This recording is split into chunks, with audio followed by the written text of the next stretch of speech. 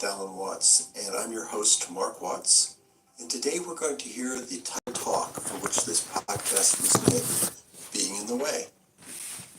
Now, in the last episode, I outlined some of my father's early life, about how he came to America and ended up teaching Buddhism at the American Academy of Asian Studies in San Francisco.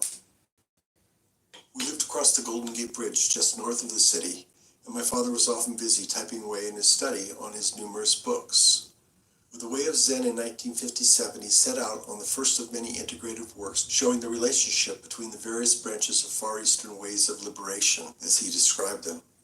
The book quickly became a New York Times bestseller, and the following year he went on a book tour with speaking stops in Chicago, New York, Philadelphia, and Zurich.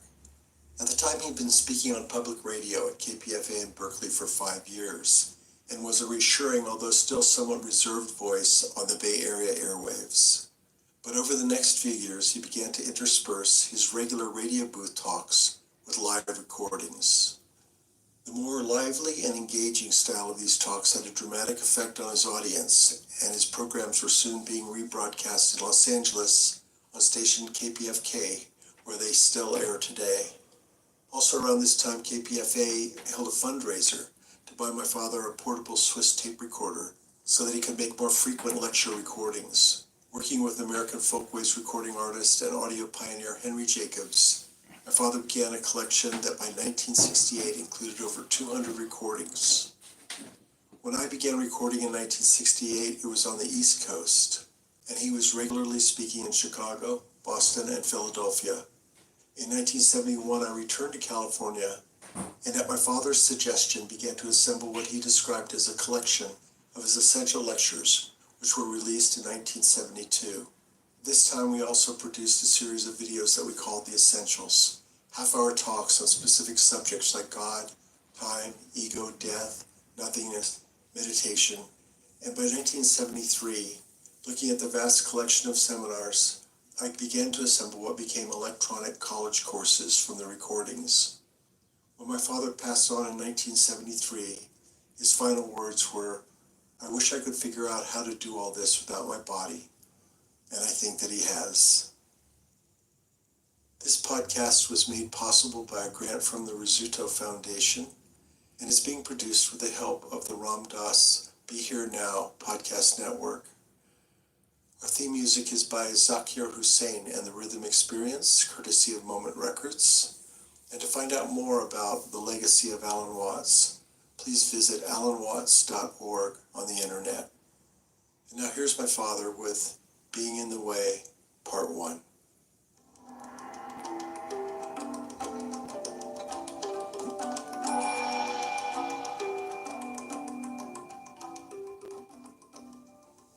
One of the first things which everybody should understand is that every creature in the universe that is in any way sensitive and in any manner of speaking conscious regards itself as a human being. That is to say, it knows and is aware of a hierarchy of beings above it and a hierarchy of beings below it. If you take such a tiny creature as a fruit fly, which lives only a few days, it is aware of all sorts of weird little animals and objects and spores floating in the atmosphere, which we don't even notice unless we've got a microscope around, and very few people have. And it criticizes them as being inferior animals and all that sort of thing, whereas human beings are things that it doesn't comprehend. They're as much outside its intellect as a quasar is outside ours. And we see these far-off objects floating in the heavens, and we have only the vaguest idea of what they may be. Actually, we may all be some kind of atoms in another dimension. And all these galaxies being the constituent elements. Who knows? But there is, I think, a fundamental principle that everybody must understand in order to know what is the meaning of the Tao, or the Chinese sense of the course of nature, and that is the principle of relativity. It's absolutely fundamental to an understanding of Taoist philosophy, relativity. That is to say that wherever you are, and whoever you are, and whatever you are, you're in the middle. And you see, just in the same way as when you stand, say, on the deck of a ship, and you can see a horizon all around you to exactly the same distance. You're in the center of a circle because your senses extend a certain direction in all directions and therefore give you the impression of being in the middle. Now, everything in the world feels like that. And also it has its own kind, which look natural to it. You see, spiders and hydras and sea urchins and so on don't look very natural to us. We say, well, I wouldn't want to look like that. But they say when they see us, well, what kind of an awful thing is that? And what a lot of nonsense it does. But now, here is a very strange thing. That every creature, therefore, which feels that it is human, and which knows that it's there in the same way as you know you're here, experiences a sensation of a certain tension which constitutes the feeling of I-ness, of there-ness, of being here. Because after all, every creature is a particular form. Everything is individual. Not only you as a total organism standing here, but all the component cells of your body. Each one of them has some sort of a feeling of its own. And it is individual. You can look at a microscope at the right level of magnification, and you can see that thing there with its own little life. And if you examine the stream of your blood, you'll find it full of all kinds of organisms that are having all sorts of conspiracies and games and plots and eating each other and doing these things that like we do. Only we realize that we wouldn't be healthy as a total organism unless there were all these wars and fights and plots and politics going on between the various cells in our blood. But from their point of view, you see, they feel a little bit put out. And we're in the same situation because very slowly the human beings on the surface of the planet are realizing themselves into a total planetary organism with an electronic nervous system. You see, in science fiction, which was published round about the 1920s, it was always expected that future human beings would have enormous heads because they would have very big brains and they would be very wise. It didn't work that way. What happens is that the human race is building a brain outside its body. That is to say, an interlocking electronic network of telephonic, television, radionic communications, which is rapidly being interlocked with computers, so that you will, within a few years, be able to plug your own brain into a computer. You will have a little gadget here behind the ear that is slightly like a hearing aid, and that will be integrated with your brain in such a way that you can plug in right here. That will only be an intermediate stage, because just in the same way as when we thought that all communications by electricity had to go through wires, and then we got rid of the wires and got radio and television. So in exactly the same way, we'll eventually get rid of telephones and radio and television, and we'll communicate by some entirely new method that is at present called ESP. But that will mean that absolutely nobody has a private life anymore. You will have no defenses. Everybody else will see right through you. And some people will protest and say, well, this is terrible. There's no privacy anymore. That means there's no me. Well, that's what's happened to your own cells and your own neurons. And they objected at some time in the course of evolution, we're getting our private life taken away. We're being organized into a body. And we're doing the same thing. Only we have got to try and see if we can be clever about it. And that is to say, to do two things at once. To have this tremendous openness to each other, whereby I don't care if you read my thoughts, and you don't care if I read yours, but at the same time, nevertheless, each one of us retains a peculiar individuality. Almost in the same way as nothing could be more unlike a stomach than a heart, despite the fact that it is an organism functioning altogether. So then the problem, though, as I said, is that for each individual, which is outlined, which is a separate thing, or rather, I would, instead of using the word separate, I would like to use the word distinct. Separate, as I use the word, means disjointed, cut off from. Distinct means a feature of something where an absolutely distinguishable pattern is part of a larger pattern of a whole. So something can be distinct without being separate in just the same way as back and front can be very different and yet inseparable. So then, there is then this sensation of practically every living being of constituting a center of tension and of resistance. That is to say, of being a little bit blocked, or shall I say, of being in the way, being in one's own way. Imagine the opposite.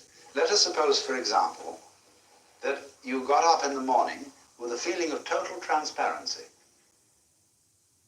There's no resistance in your organism to the external world. You just float through it. You're part of it, it's part of you.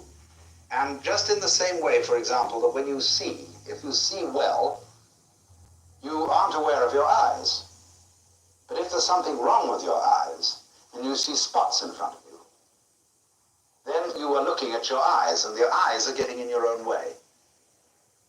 So the Taoist sage Zhuangzi says that when clothes fit well, you are not aware of them.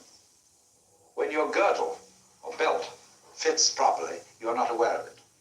Good shoes, you are unconscious of. And so in exactly the same way, the perfect form of man is unaware of himself because he doesn't get in his own way. He is thus, in this sense, completely transparent. Now you were thinking I'm trying to sell you a bill of goods, that I'm going to teach you some technique so that you can feel perfectly transparent, and that this is the proper way to feel, this is the way you ought to feel. Now, it's not that simple. Point is, to begin with, if you do, in a really rather natural way, feel alone and feel a little bit vulnerable, that you've got a soft skin and you've got a weak heart and you've got, all those ills that the human body is heir to going on inside you. Let's begin with that. And that fact we hurt a bit. And through hurting a bit, we know we're here. And this is part of the whole meaning of penances and all sorts of trials that people go through and all kinds of adventures and all sorts of very, very difficult massage experiences and so on, is that as a result of this, it becomes quite apparent that you do truly exist. You're there. You are a kind of an obstacle to the flow of life. And as life impinges upon you, wow, you rebound and you hurt a bit, and so you're there. Now then, although people cultivate this, they say, in general, it would be not that way. We'd like to forget ourselves. And so ever so many people say, well, I want something to lose myself in. I want something to belong to. I want to join a religion where I can sort of feel that I take part. I mean something. Or I go to the movies to forget myself. I read a mystery story to forget myself. I get drunk to forget myself. Because the peculiar quality of the drug called alcohol is that it turns you off. It makes you increasingly insensitive to pain and to being and so on, so that you can get a certain vague sense, a rather misty sense of floating. But here it is. So as things stand, one ordinarily doesn't feel that way and therefore takes alcohol or something in order to disappear, in order to feel less this sensation of resisting the world.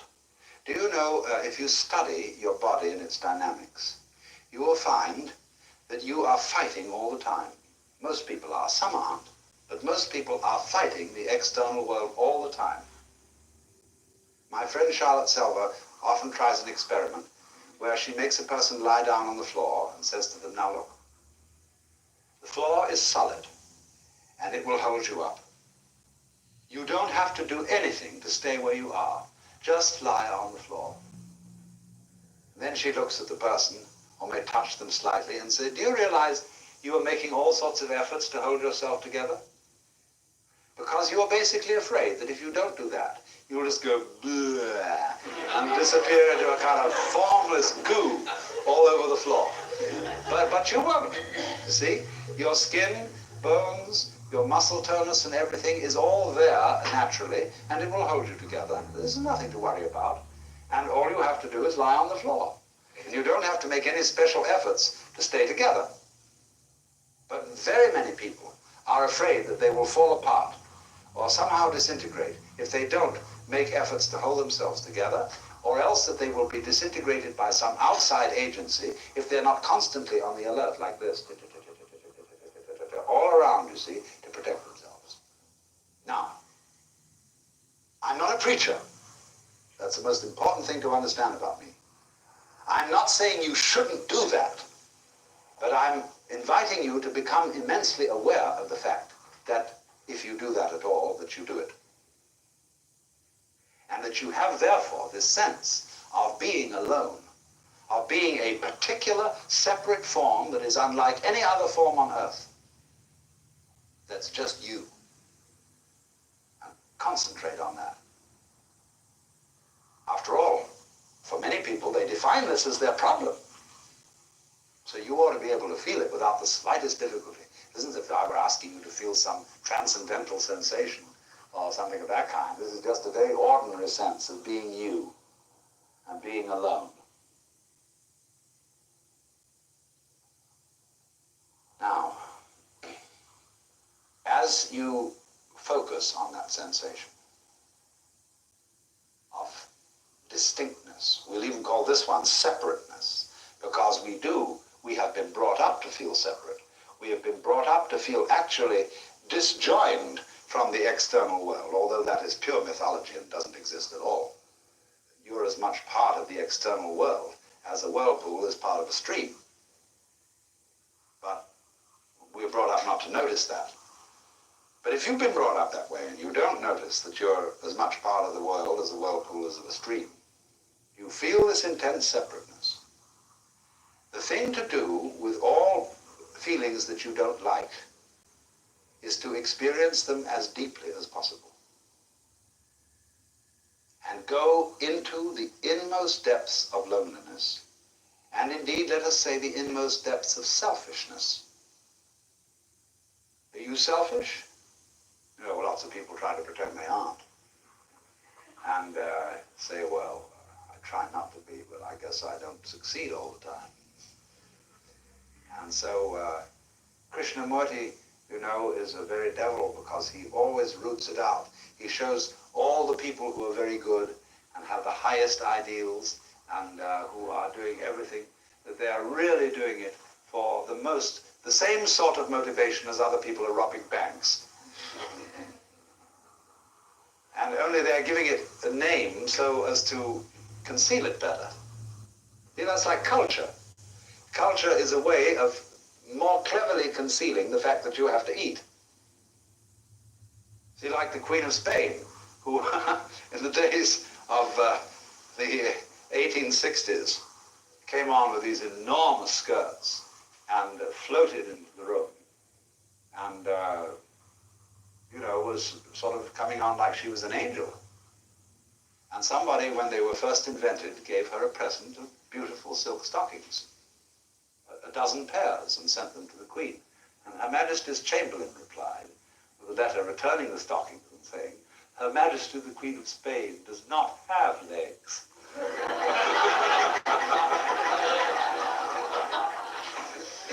I managed to float along just the same because I'm an angel. So you see, the way in which all kinds of high culture are subtle ways of concealing and pretending that we do without the things that the lower classes, whether of humans or of animals, do. See? We pretend that we don't. It's like you don't go around crudely taking a bull and banging it on the head with a mallet or sticking a knife through it and tearing it apart and eating it. All that's done somewhere off in the stockyards. And it comes to us in the butcher's shop as a completely neutral looking thing called a steak. The steak has absolutely nothing to do with a cow. The steak is something wrapped up, packaged like that, and they're all down like that. And nobody, when they pick up a steak and test it, thinks, poor cow. It doesn't look like a cow. It doesn't remind you of one in any way. So that's culture.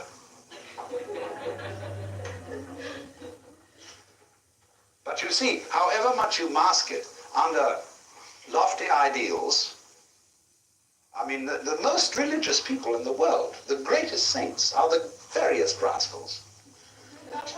I've known lots of them. So when anybody is frighteningly holy, you know that that guy is playing an extremely far-out game. Because he has put so many layers and so many wiggles between what he's outwardly doing and his inward irreducible rascality, that he's a very cultured being indeed and is playing a very complicated game. In Hebrew theology, incidentally, it is admitted, quite frankly, that there is a thing called the Yetzer Hara. And in the beginning of time, when God created Adam, he implanted in him the Yetzer Hara. And the Yetzer Hara means the wayward spirit. He put something funny in man so that man would be a little odd. And it was a result of the Yetzer Hara that Adam was tempted by Eve, who was tempted by the serpent to eat that famous fruit. But the Hebrew believes that everything that God created is good, including the Yetzer Hara. Because if it hadn't been for the Yetzer Hara, there would have nothing ever happened. Everybody would have obeyed God, and God would have said, well, this is kind of a bore.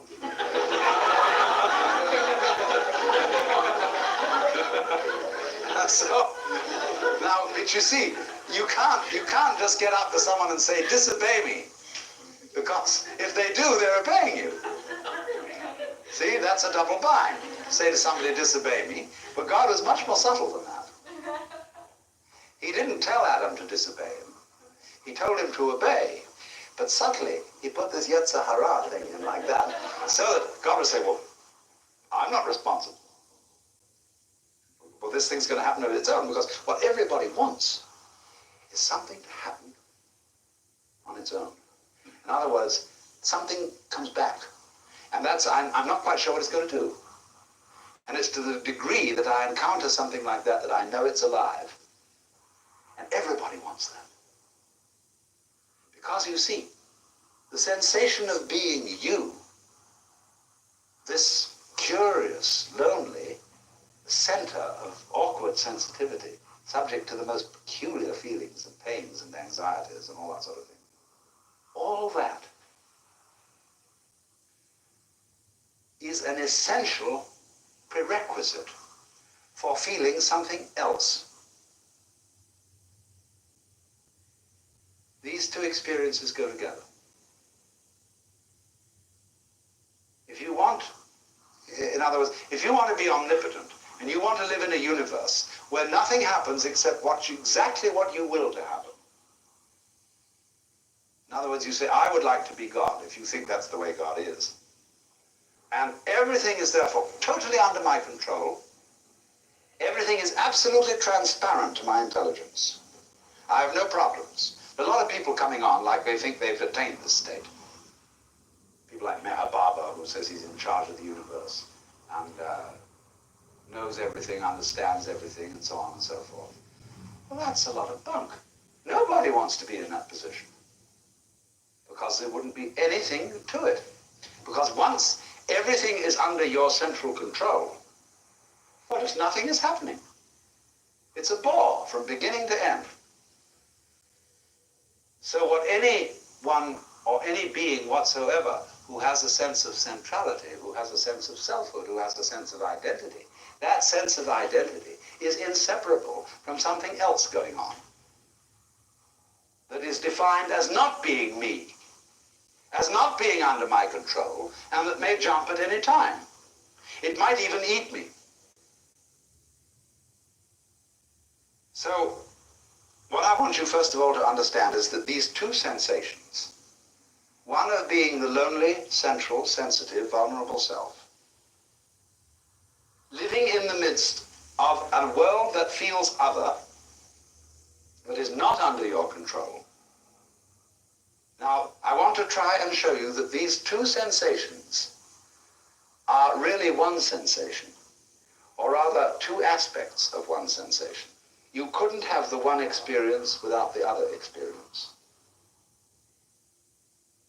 This is a rather good thing to know, because it means that you won't panic if you discover this. People who suffer from chronic anxiety are always in doubt, you see, about this relationship between what I feel as myself and what I feel as something else. Let's suppose you're anxious about your relationship with other people. You walk into a room and some stranger opposite to you. You know nothing about the stranger, and maybe you feel a little reluctant to open conversation. You don't know whether this person is going to be sane, or some kind of a crackpot, or some kind of a awful stuffy square, or you don't know what it is. So you start fencing around a little, but you get the feeling, you see, of, now I better watch myself, because I do, after all, want to make a good impression. I don't want to make an enemy. So you watch yourself, and this funny thing then begins called self-consciousness. And people say sort of to each other, you know, the usual way in which strangers come on. And also there is involved in this encounter the secret games that people are playing all the time to defend themselves by putting other people down. You see, every living being, if the truth be told, is a manifestation of everything that there is. It's what we call God in old-fashioned language. Every human being is. And every one, as I look around, I can see every one of you as the divine being coming at me in a different way. Crazy. But the thing is that what we do is to try and prevent people from realizing that this is so, by pointing out to them in the most subtle ways their limitations, and seeing if we can phase them, put a person off a little bit, make them uncertain, make them unsteady. It's like all sorts of games you can play where if a person wavers, he loses, where it's absolutely essential that he has total nerve in order to win. But people play that with each other all the time. And the reason they do it is not the reason they think. It is that if everybody were perfectly clear that they were a manifestation of the divine being, nothing very much would happen. But so as to keep everybody a little bit unclear about it, the whole thing bugs itself and creates these little doubts. So what we're beginning with is these little doubts, you see, these sensations of blockage, of not being very sure of yourself, but knowing very much indeed that you are yourself and that you're alone and it's all up to you. The terrible feeling of responsibility.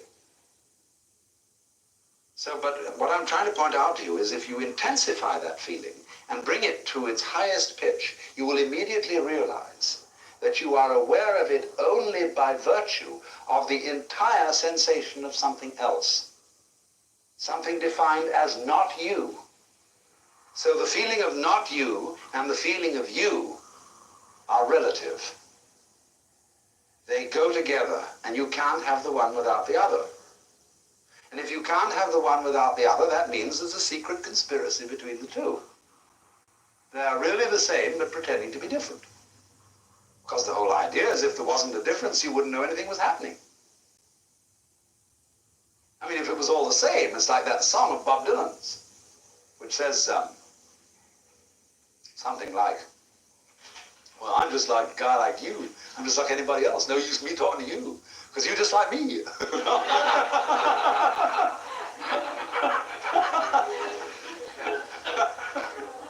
So the whole point is then, if everybody were the same, and all shared the same ideas exactly and so on, there'd be nothing to talk about, because everybody would be a ball. There'd be just yourself echoing back at you, you see, and you'd feel like a madman in a hall of mirrors, where everything you went was just yourself, you see, in all directions, just you. Well, that's no fun.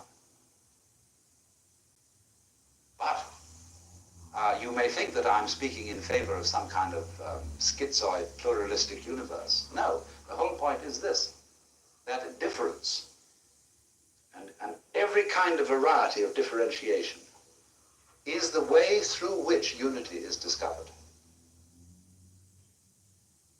So, however, wherever you notice a difference, the difference has two sides. What it is and what it's not. And these two sides, since you can't have the one side without the other side, they're really one. Because they go together, inseparably.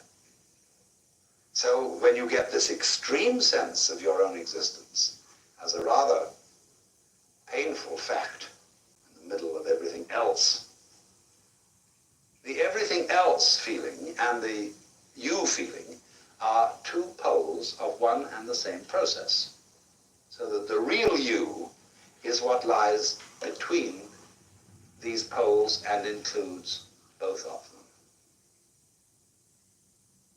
Now, this is the fundamental principle of the whole way in which ancient Chinese thought developed.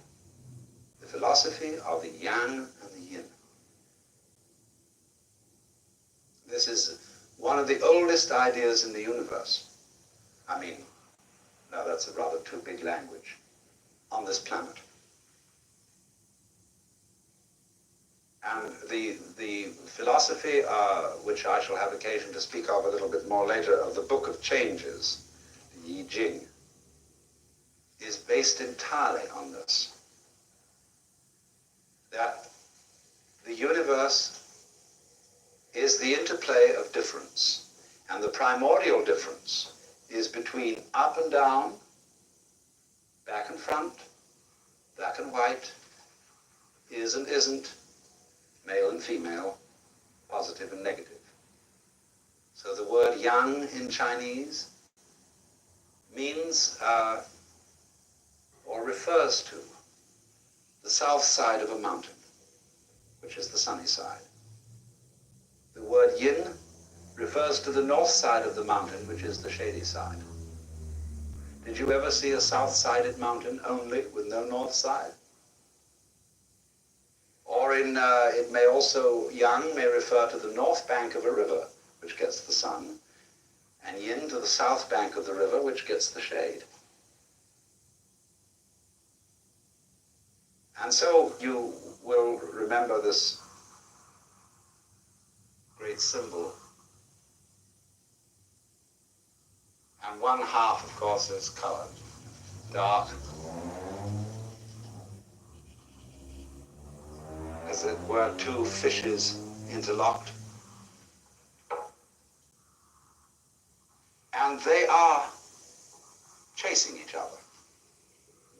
They actually form, you see more complicated symbols in which they form a helix. And the spiral nebulae are shaped this way, in the form of a helix. And this is the position of man and woman making love, fundamentally.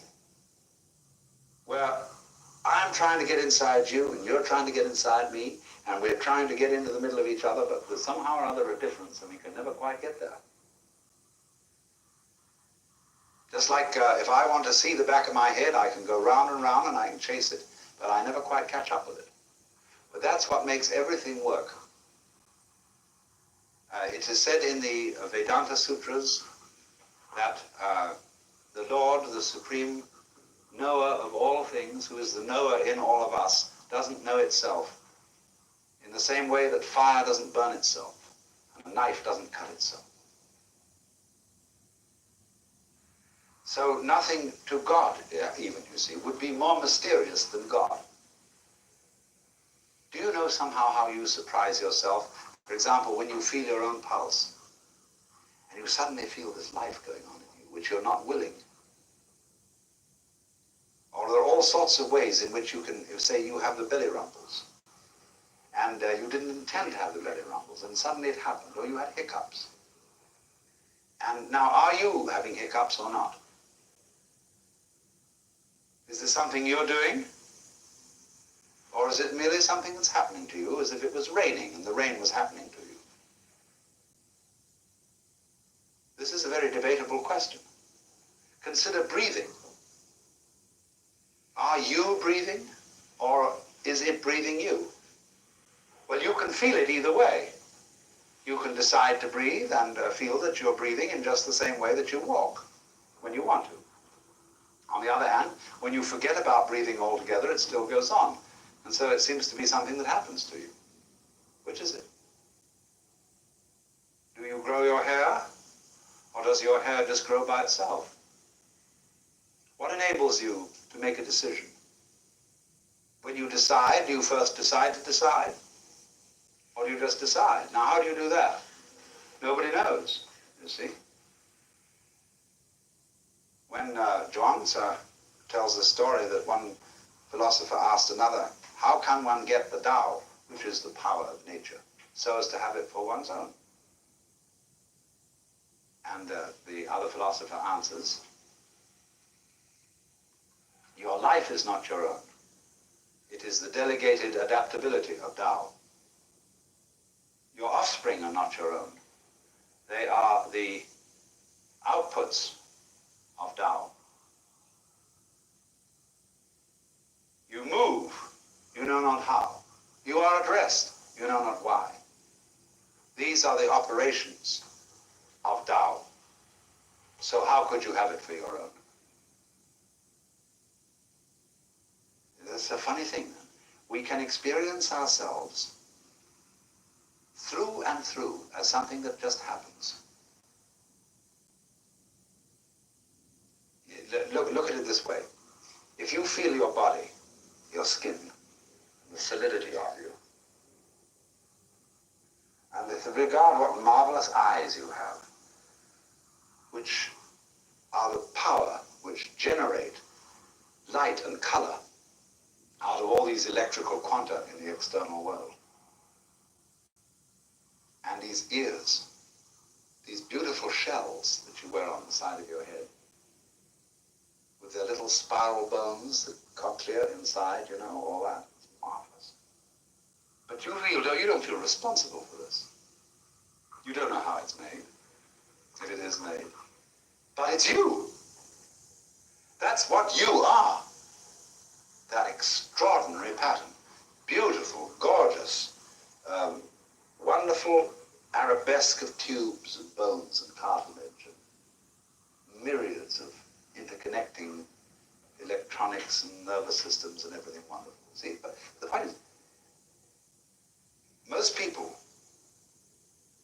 don't own this. They don't say, this is me. They say, well, it's some kind of very clever machine which the Lord God made out of his infinite wisdom and put me in it. And this is a very limited view. Because the extraordinary thing is, you see, that this is you. This extraordinary, marvelous goings on, see? But you can feel it, all of it, as if it was just happening to you. But if you want to feel it that way, then you've got to go the whole way, and you've got to feel that your decisions just happen to you. And that the thing that you call yourself, to which things happen, is just something that happens. See?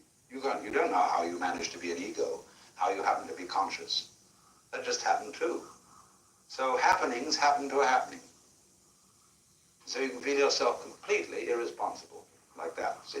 There's nowhere. Or, when you get that way, that's a very interesting road to run. But you can try the other way. You can extend it and say, now look here. If I really am my eyes, and although I don't understand them, I mean, let us say I can't describe it in lines, in words, this is me. It's an extraordinary thing, but it is. Well, I don't understand how it happens. But then, you see, that's the whole point. As I made a little while ago, that the very Lord God himself doesn't understand how he happens. Because if he did, what would be the point? There'd be no mystery. There'd be no possibility of surprises. That's why there has to be yang and yin. Yang is bright, and it understands everything. Yin is dark, and damned if she'll be understood. But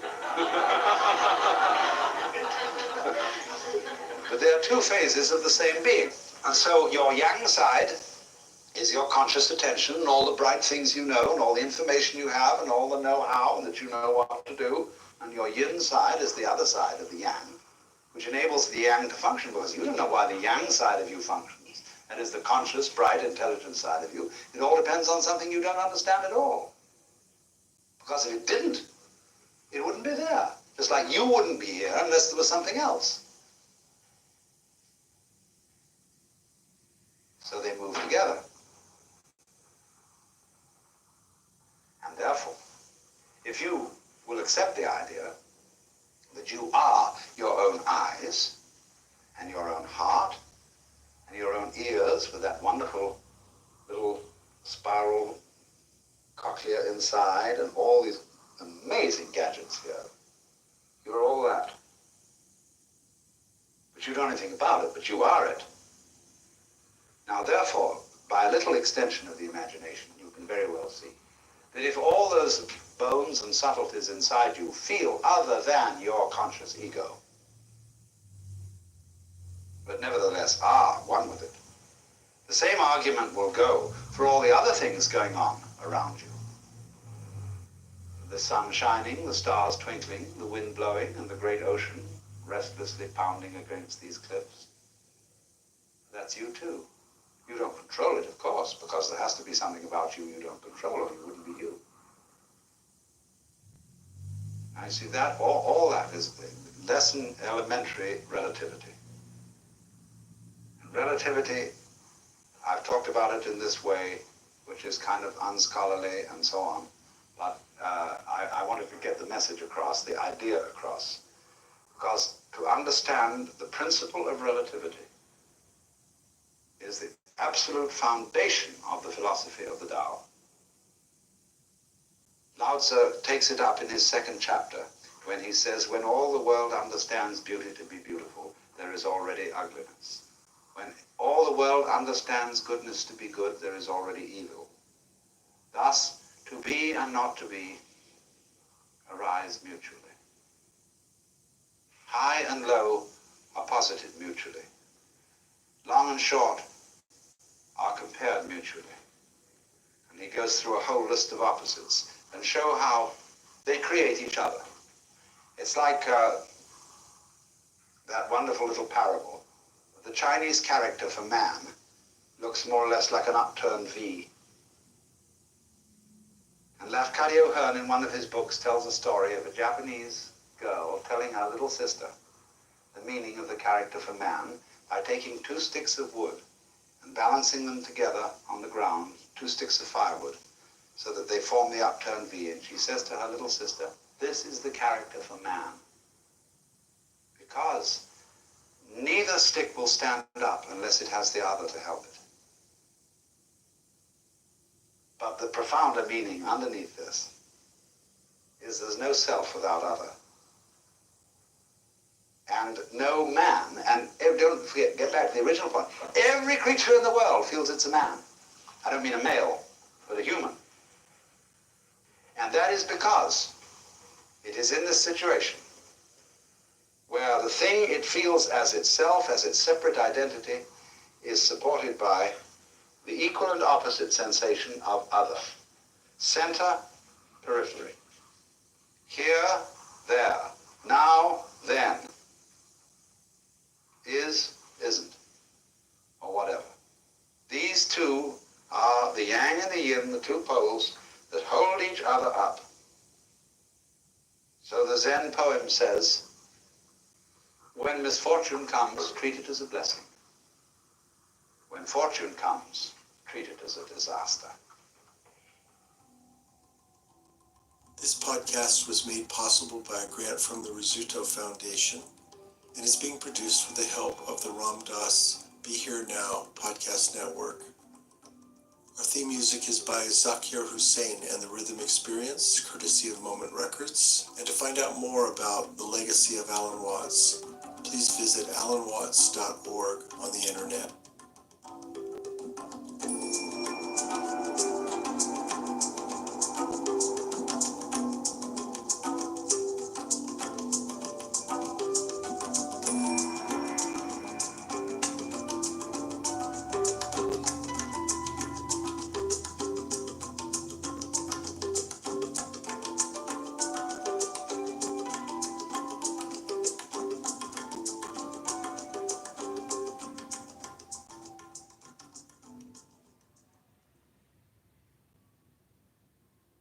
Whatever you do it for less at Harbor Freight.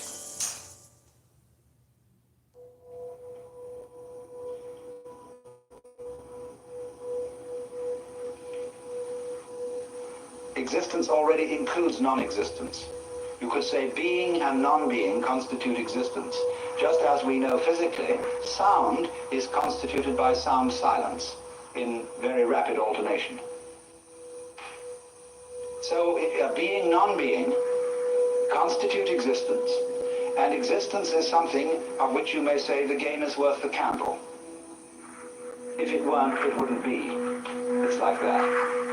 Some people try to say there is good and bad with small g and small b, and they together constitute good capital G. Or one might say that humanity is, and the good of humanity, is a curious combination of beneficence and rascality, of reason and passion. And if human beings didn't have those two sides, they would be less than human. Man is in a certain sense redeemed by his passions, redeemed by being something of a rascal. Because if he weren't, he would be like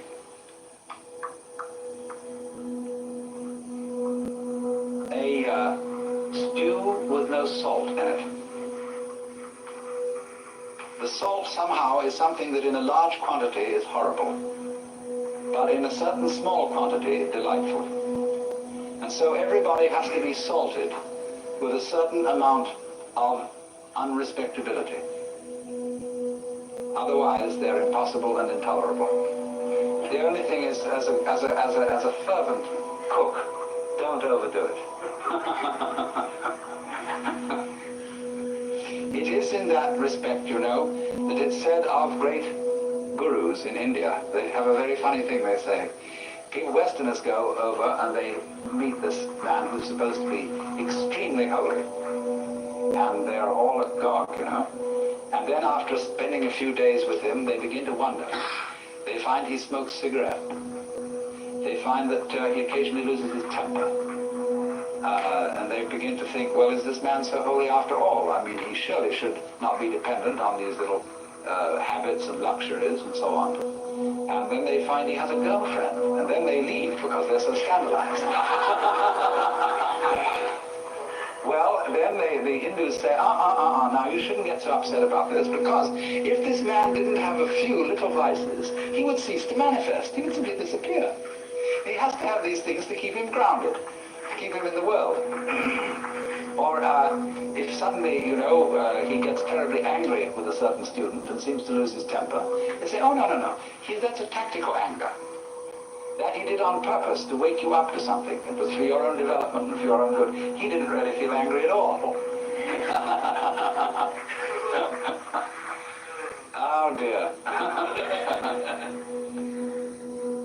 see the point. There is something in the fact that if he didn't have these little attachments, he wouldn't be manifesting. He'd simply disappear. There's something in that, only don't take it too piously. I think you get the point.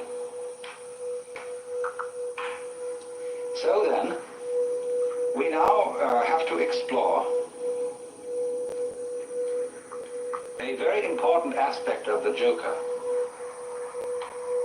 as equivalent to Gurdjieff's Sly Man. You see, he points out the four ways: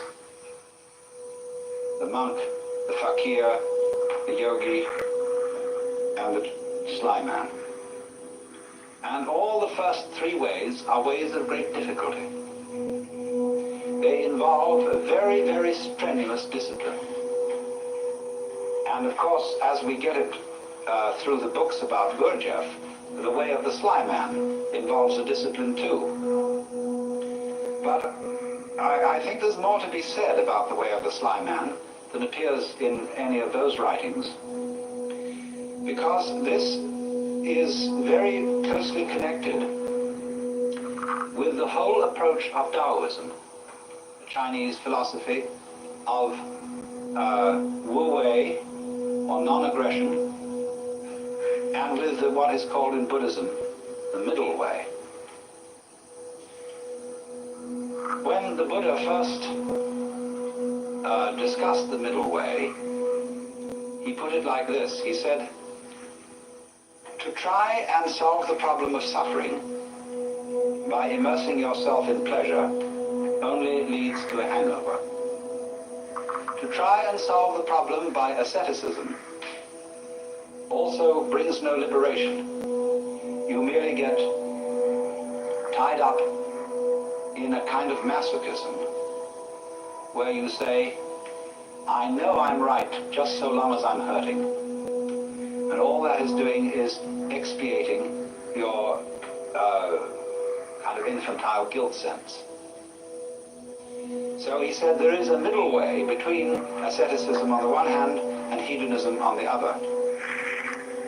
But actually, the middle way is more subtle than that, and it's beautifully discussed in Professor Baum, a book called The Philosophy of Buddha. That's B-A-H-M, Professor of Philosophy at the University of New Mexico. And he gives a very, very fascinating analysis of the middle way in the form of a dialogue, whereby it works simply like this. The student brings a problem to the teacher, and he says, I suffer, and it's a problem to me. And the teacher says, you suffer because you desire. If you didn't desire, you wouldn't suffer. So try not to desire. And the student goes away and says, I'm not very successful in this. I can't stop desiring. It's terribly difficult. And furthermore, I find that in trying to stop desiring, I'm desiring to stop desiring. Now, what am I to do about that? And the teacher replies, do not desire to stop desiring any more than you can.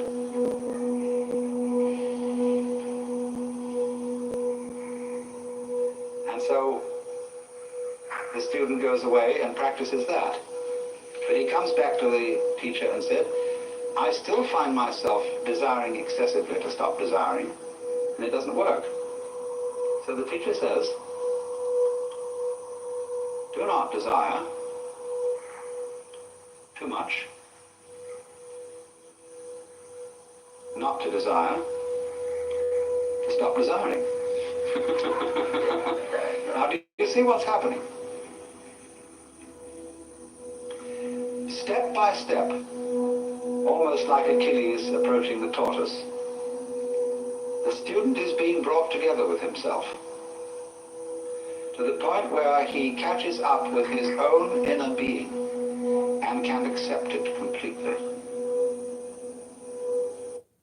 It's so easy to get your windshield replaced using Safelite. Tell the people why you haven't done it already, my man. It started off as a chip and grew into a crack, and it just keeps going. So what do we do now? I went ahead and scheduled an appointment online at Safelite.com. Told them to meet us here at the beach. Let's get started.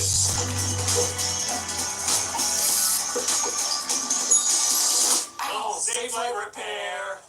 Safelite Replace. Schedule free mobile service at safelight.com. Safelite repair, Safelite replace. And that is, you see, the most difficult thing to do, to accept oneself completely. Because the moment you can do that, you have, in effect, done psychologically what is the equivalent of saying in philosophical or theological terms, you, as you are now, are the Buddha, just as I was explaining a few minutes ago. That's unbelievable. Because we are always trying to get away from ourselves as we are now, in one fashion or another.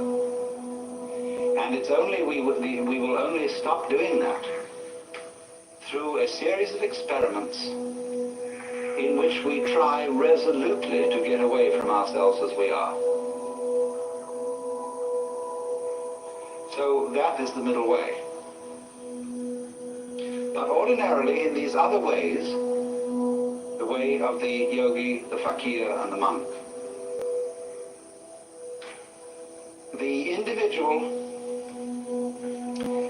makes a big thing out of the work of liberation, and especially likes the kind of teacher who will put him through the most severe paces. It's interesting how there arise from time to time schools in the West where someone comes along offering, people say, look, it's all very well to go to discussion groups and talk about these things, but that's not the real thing. What you need is really to get down and do some work. And often these teachers are very rude and very stern, but people love it. And such a person will always attract a great following. Because people get the feeling, now we're at serious business here. This is really something, you see. And this, you see, though, can be an awful problem. Let's suppose that you have some difficult and distressing habit, like drinking too much.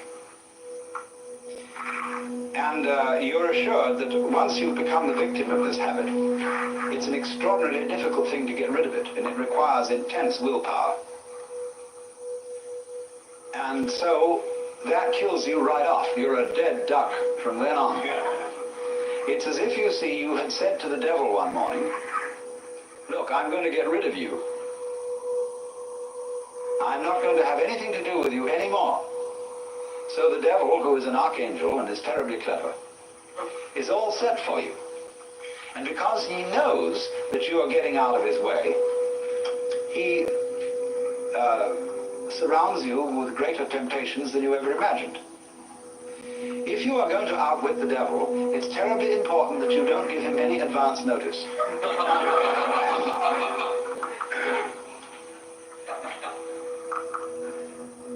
And this is where the work of the sly man comes in. Put it in other terms, in Hindu or Buddhist terms, in the popular terms of popular Hinduism and Buddhism. Liberation is getting out of the toils of karma. It's like this. During your many past lives, you've done all kinds of deeds, good and bad, and you are reaping the consequences of these deeds today. And also today, you're setting up future consequences. Now, before you can be liberated, you've got to pay off your karmic debts. And so the moment you set your foot on the path of liberation, you are apt to find that all your karmic creditors will come to your door. And That's why it's often said that people who start out on a serious work of yoga suddenly get sick and lose their money and their best friends drop dead and all kinds of ghastly things happen. That's because, you see, they served notice that they were going to do this. And so all the creditors came around. If you're going to leave town and you owe lots of money, you know, you mustn't announce that you're leaving or give a farewell party to your friends because the grocer will find out. So the art of the sly man is to make no contest, but simply to leave without one word. In other words, that's the meaning of Wu Wei in the technical vocabulary of Taoism. Wu Wei, not to interfere, not to force things. That's the best translation of Wu Wei, not to force things. But so he just drops it like that.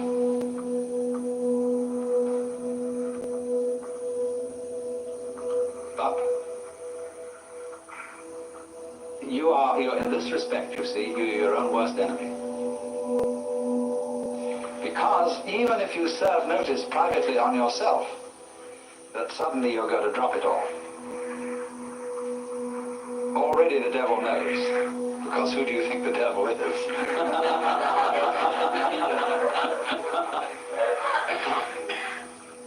Now this lies behind the whole problem that is discussed in the book Zen and the Art of Archery. The necessity of letting go of the bowstring without first deciding to do so. Another way of putting it is that the decision to release the bowstring and the action of doing so must be simultaneous. Not to decide and then act, but to act, decide all at once. Now, why is this? If you are going to be an expert archer, you must shoot before you think, otherwise it'll be too late. You don't aim and then shoot. It's all one action. And this is true likewise of any sort of shooting, pistol shooting as well. That if you aim, if you decide and then fire, you're apt to do things like pulling the trigger instead of squeezing. All kinds of wrong things are done. And you're always a moment too late if you decide first. You have to act and decide simultaneously. So what does that do? You see, that puts up a very curious problem, which in its own turn becomes a bind. To try and act quickly enough so that you overtake the preliminary decision. To try not to decide first. And that is an impossible problem.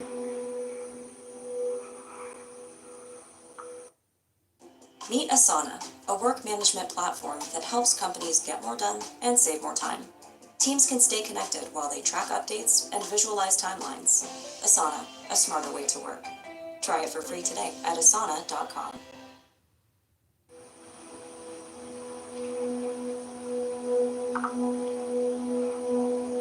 I wonder if you ever read von Kleist's story about the fighting bear. This is included in Nancy Wilson Ross's book, The World of Zen, as a kind of Western Zen. It's a story about a man who has a fight with a circus bear. And the bear reads his mind and always forestalls any attack that he makes on it. There's absolutely nothing he can do to get past the bear. And so, in the same way, you might imagine a guru who is a mind reader, and he always knows if you decide before you act. And if you do, you see, the devil will catch you.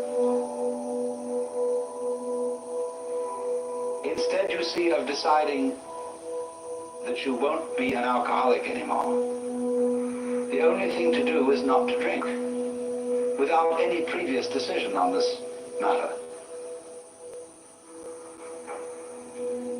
But how can anyone do that, you see? That's the question. How can I decide not to decide? How can I announce that I won't make any announcement without making an announcement?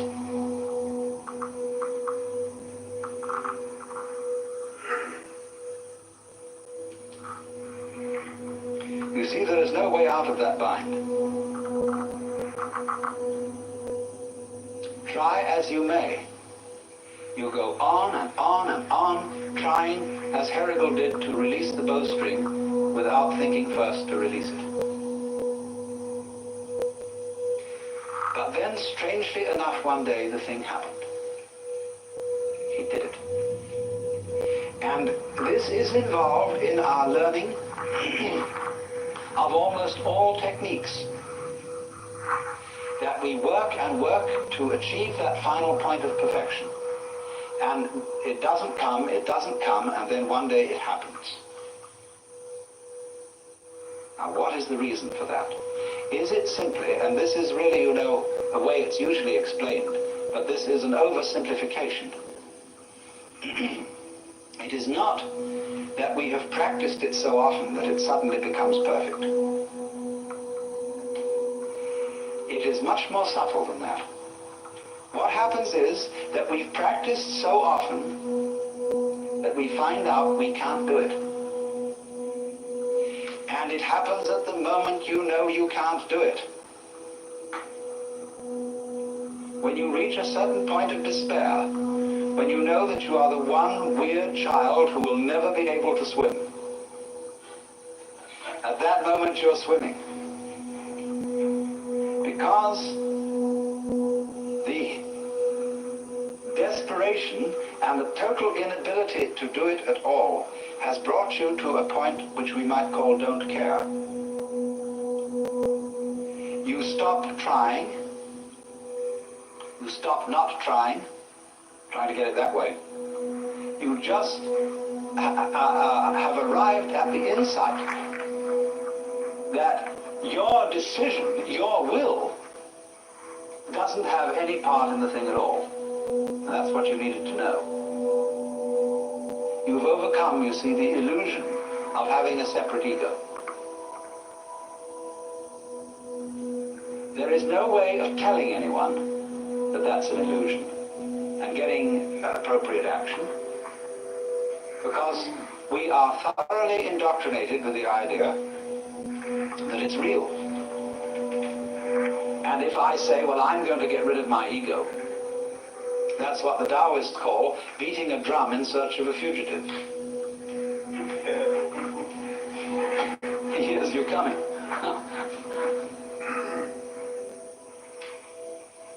So the ego,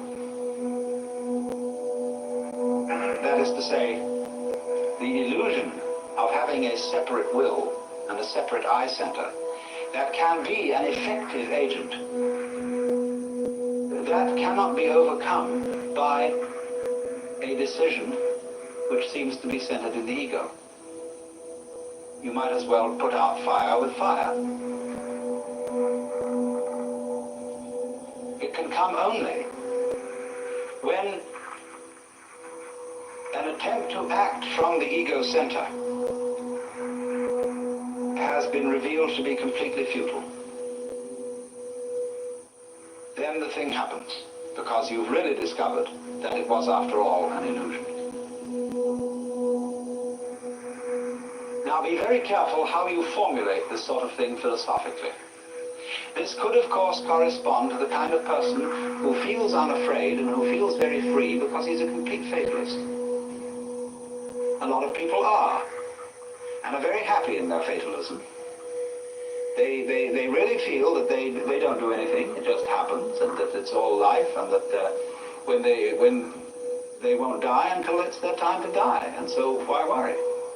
Everything, they have the sense that everything is just happening to them. And this is a kind of a floating feeling.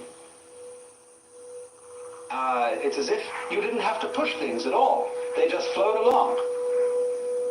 Well, now that state of affairs, that feeling of you don't have to push anything, it just floats along, is very similar to the experience I'm describing, if not the same thing. But this person has interpreted it as a fatalist in a rather passive way. That is to say, he has felt that there still is some kind of a little differentiation between himself as the experiencer on the one hand and that force or set of forces called fate on the other. He is pushed around, but he witnesses being pushed around. Now, in this state, this person still has a little fragment of impurity left. There's still one fly left in the ointment, and that is the sensation of being pushed around. There is still a fundamental division between the knower and the known.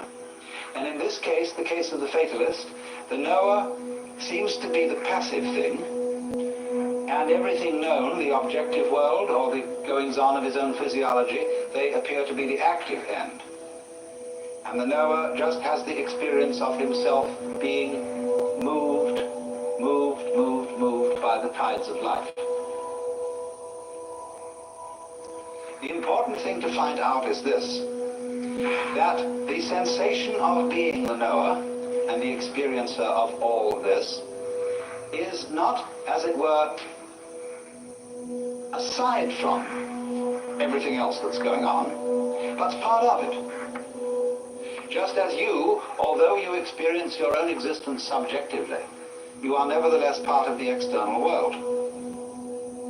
You are in my external world, just as I am in your external world.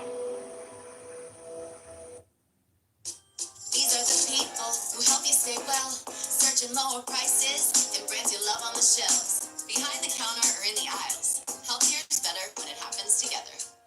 CVS Pharmacy. Healthier happens together. So in this way, the final barrier between the knower and the known is broken down. There is nobody, as it were, being carried along by fate. There is just the process. And all that you are is part of the process. Then there is a curious flip. The individual who has always felt himself to be the tiny little thing on the end of the big determining process suddenly goes bloop. Have you watched sometimes a tiny little piece of mercury coming nearer and nearer to a large piece of mercury? The sudden moment when they touch each other, boom, the little thing vanishes into the big one, almost more dramatically than a drop into the ocean. In this case that I'm talking about, it isn't that the individual organism vanishes. The individual human being doesn't vanish. But he experiences no longer a passive relationship to the world.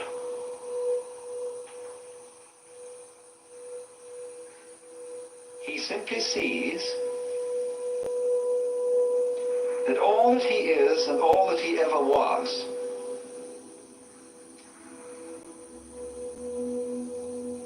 something that the entire process was doing.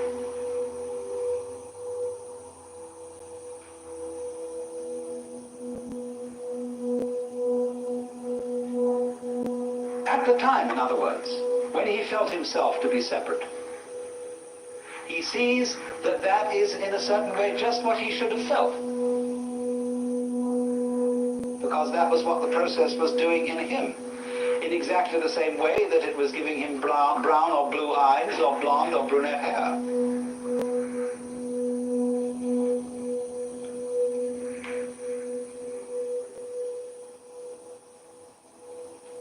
And that's going through the door and turning around and seeing there wasn't a door.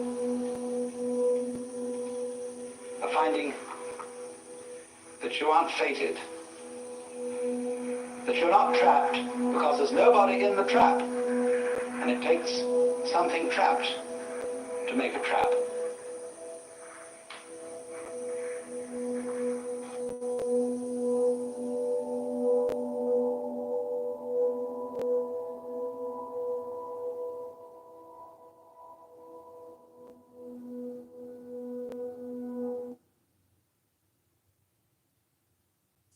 There is a principle called Wu Wei.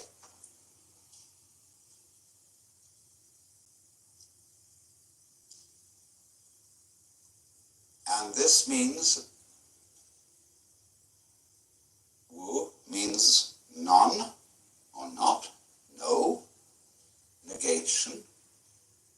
Wei has a combination of meanings. It can mean action, making, but the best translation I have found for it is forcing.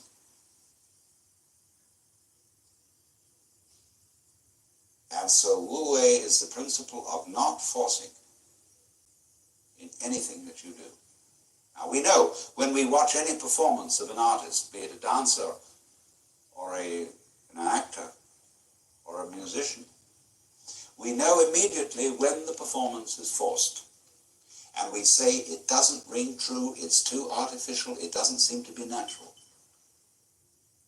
Many people who study the Taoist doctrines think that Wu Wei means do nothing, in the sense of laissez-faire, be lazy,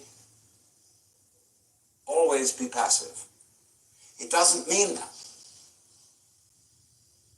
There is a time for action. When you study judo, you use muscle only at the right moment. When your opponent is hopelessly overextended and off balance, and you add a little muscle to it and you throw him across the room. But only then. You never use muscle at the wrong moment. For as Shakespeare knew perfectly well, there is a tide in the affairs of men which, taken at its flood, leads on to fortune. And so Wu Wei is based on knowledge of the tide, the drift of things. Get with it. Wu Wei is the art of sailing rather than the art of rowing. So, if you say now, one of the most famous sayings in the Lao Tzu book is superior virtue has no intention to be virtuous, and thus is virtue. Inferior virtue cannot let go of virtuosity, and thus is not virtue. So one could also say, the real Wu Wei is not intentionally Wu Wei, and so is Wu Wei. But inferior Wu Wei so tries to be Wu Wei that it isn't. In other words, this is saying Wu Wei is not a matter of cultivated passivity or even of cultivated spontaneity, because there are people who think that they are released, that they have realized that they are the Tao, as all of us in fact are, or that you are, to put it into Vedanta terms, every one of us is the Brahman, the eternal self of the universe, beyond all description or classification or thought. And say, okay, baby, I'm that. Now I'm going to have a ball. Well, what kind of a ball do they have? Well, what they do is they look up the rules on which society runs and do the opposite. Well, that's still running by the rules of society. And it's the mirror image in reverse. That's not spontaneity. You have to be able to realize that you don't know what you really want to do until you are very quiet. And it tells you. So, to quote Jesus unless you become again as a child, you cannot enter the kingdom of heaven. And if you read the Bible, incidentally, which is a very dangerous book, as I'm going to be demonstrating in Playboy this December,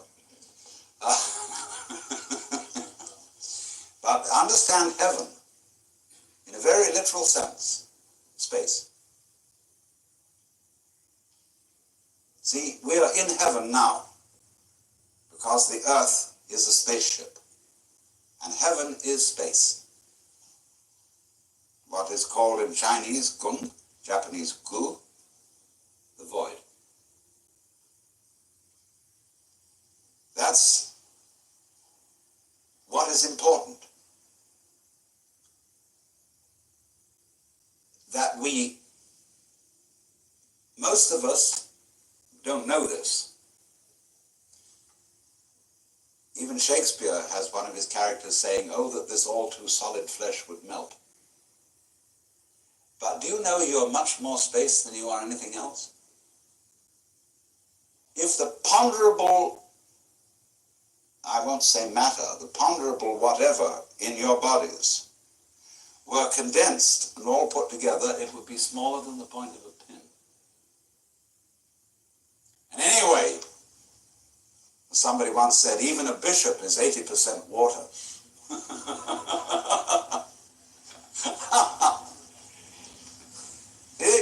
We are airy nothings.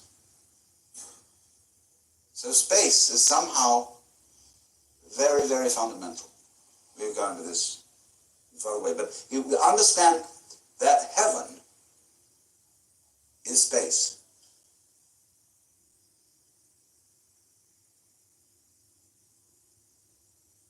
And all those references in those nursery rhymes that we learned as children, which were the hymns about heaven. Always we're talking about thrones and crowns and harps and streets of glass.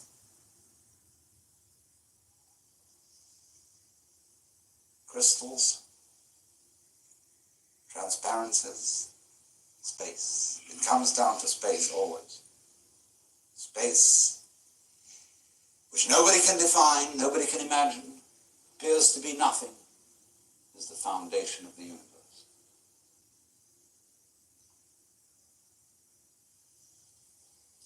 But you have to become again as a child to see that.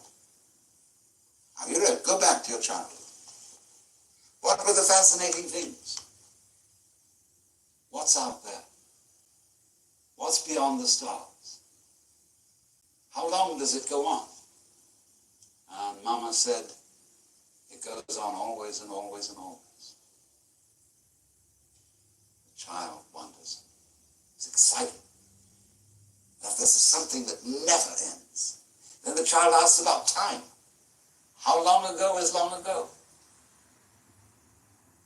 Well, the Bible says that in the beginning God created the heaven and the earth. Well, what did God do before he did that? Well, as one person said, he sat up thinking punishments in hell for people who ask silly questions. But still, that's only a joke. And the child thinks of God, going back and back and back forever. Never beginning. So in the same way you think about death. Go to sleep and never wake up. Never. Whew. Why, it would be as if you never had existed. Not only you, but everything else. Which is, of course, the way things were before you were born. You just turn it backwards. How about waking up after having never gone to sleep? That's quite a thought. There's something fishy about it all. Ichthys, Jesus Christus, Theo Ios hier, the fish.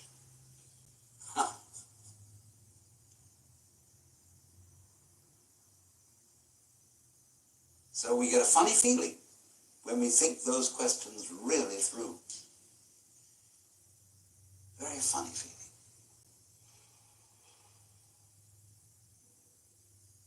And And children, you see, love to get into that funny feeling. Children do all kinds of weird things. They like to spin around as fast as possible, so they watch the suddenly the whole ground goes tilting. You do this thing with their eyes, and they go and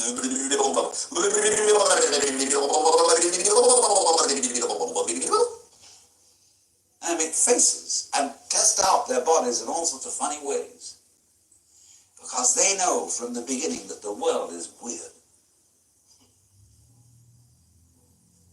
It's a strange thing. Because everybody knows what it's all about, only they won't admit it. Being brought up is being taught not to admit it. But you know very well what's going on. But in order to find out once more as an adult, you have to become again as a child. So what does that involve? It means, ladies and gentlemen, would you please check your ideas and opinions at the door? First of all your philosophical and religious views, all your logic, because I say check it at the door advisedly because you can pick it up again when you go out if you feel unsafe without it. I'm not trying to argue you out of your opinions and views. I'm merely suggesting that for the sake of an experiment, you temporarily suspend them. And view what is as if you didn't even know how to talk. Red is not red, blue is not blue. Hard is not hard, soft is not soft. Male is not male, female is not female. There is just this jazz.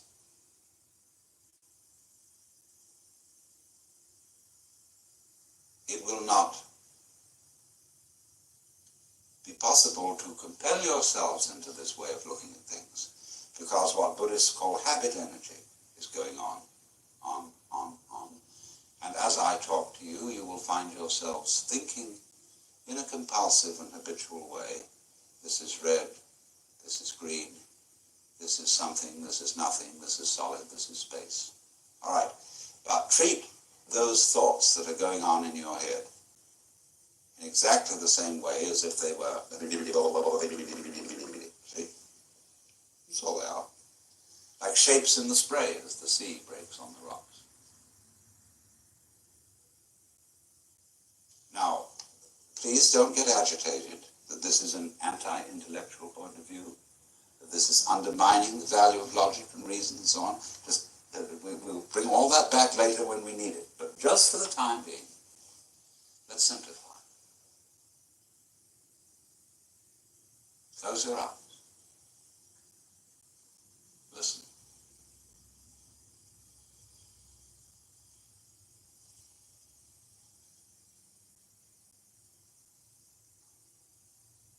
What is? What do you really and truly, honestly, hear? Don't name it. Just as if it were music. Classical music.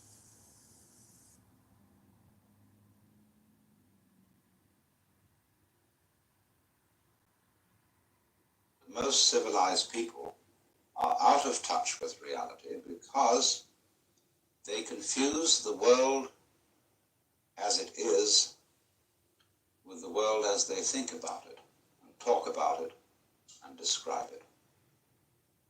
For on the one hand, there is the real world, and on the other, a whole system of symbols about that world which we have in our minds. These are very, very useful symbols. All civilization depends on them. But like all good things, they have their disadvantages. And the principal disadvantage of symbols is that we confuse them with reality, just as we confuse money with actual wealth. And our names about ourselves, our ideas of ourselves, our images of ourselves with ourselves. Now, of course, reality, from a philosopher's point of view, is a dangerous word.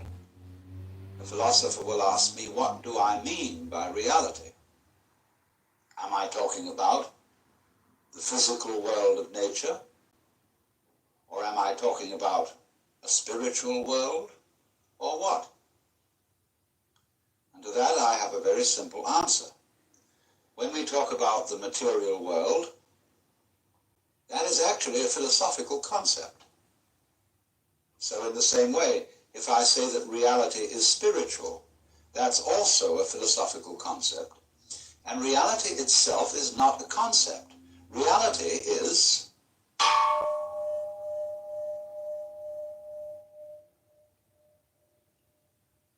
and we won't give it a name.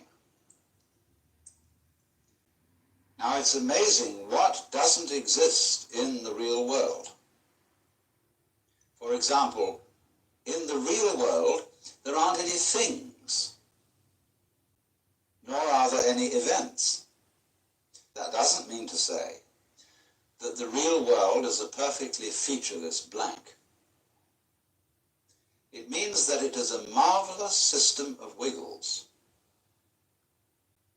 in which we descry things and events in the same way as we would project images on a Rorschach blot or pick out particular groups of stars in the sky and call them constellations as if they were separate groups of stars. Well, they're groups of stars in the mind's eye in our system of concepts.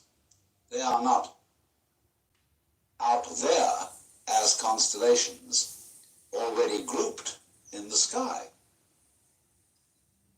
So in the same way, the difference between myself and all the rest of the universe is nothing more than an idea. It is not a real difference. And meditation is the way in which we come to feel our basic inseparability from the whole universe. And what that requires is that we shut up. That is to say, that we become interiorly silent and cease from the interminable chatter that goes on inside our skulls. Because you see, most of us think compulsively all the time. That is to say, we talk to ourselves. I remember when I was a boy, we had a common saying, talking to yourself is the first sign of madness. Now, obviously, if I talk all the time, I don't hear what anyone else has to say. And so in exactly the same way, if I think all the time, that is to say, if I talk to myself all the time, I don't have anything to think about except thoughts.